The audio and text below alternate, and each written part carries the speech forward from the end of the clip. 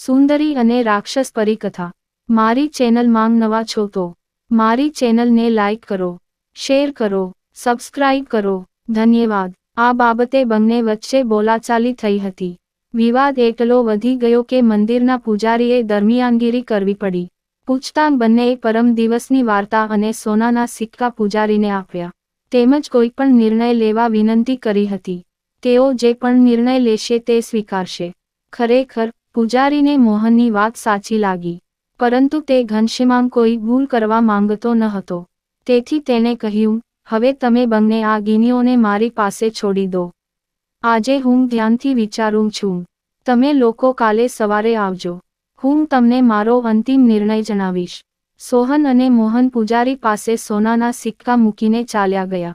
મોડી રાત સુધી પૂજારી ગિનીની વહેંચણી વિશે વિચારતો રહ્યો, પરંતુ કોઈ યોગ્ય નિષ્કર્ષ પર પહોંચી શક્યા નથી. વિચારતી વખતે તેને ઊંઘ આવી ગઈ અને સૂઈ ગયો. ઊંઘ દરમિયાન તેને એક સ્વપ્ન આવ્યું. તેણે તે સ્વપ્નમાં ભગવાનને જોયા. સ્વપ્નમાં તેણે ભગવાનને ગિનીની વહેંચણી વિશે પૂછ્યું, અને ભગવાને કહ્યું, સોહનને એક ગિની અને મોહનને 7 મળવા જોઈએ.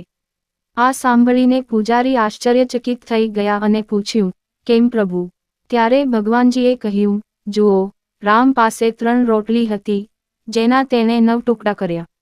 તે 9 ટુકડાઓમાંથી તેણે 8 ટુકડા પોતે ખાધા અને 1 નંગ જતીનને આપ્યો.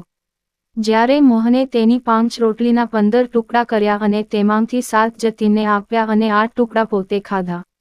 સોહને જતીનને 1 પીસ આપ્યો અને મોહને 7 પીસ આપ્યા. તેથી સોહનને 1 ગિની અને મોહનને 7 મળવા જોઈએ. ભગવાનના આ નિર્ણયથી પૂજારી ખૂબ જ ખુશ થયા અને તેમનો ખૂબ આભાર માન્યો અને કહ્યું, ભગવાન, હું ક્યારેય આવા ન્યાયની કલ્પના કરી શક્યો ન હતો. બીજા દિવસે જ્યારે સોહન અને મોહન મંદિરમાં આવ્યા અને પૂજારીને મળ્યા, ત્યારે પૂજારીએ તેમને તેમના સ્વપ્ન વિશે જણાવ્યું અને તેમને અંતિમ નિર્ણય આપ્યો અને સોનાના સિક્કા વહેંચ્યા. બોધ.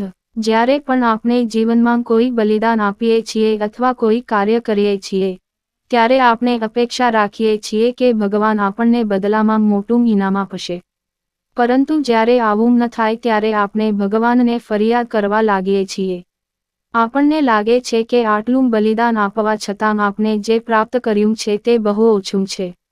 ભગવાને આપણી સાથે અન્યાય કર્યો છે. પરંતુ વાસ્તવમાં ઈશ્વરનો ન્યાય આપણી કલ્પનાની બહાર છે. તે ફક્ત આપણા બલિદાનોનું જ નહીં પરંતુ આપણા સમગ્ર જીવનનું મૂલ્યાંકન કરીને નિર્ણયો લે છે. માટે જે કંઈ મળ્યું છે તેમાં સંતોષ માનવો જોઈએ અને ઈશ્વરને ફરિયાદ ન કરવી જોઈએ.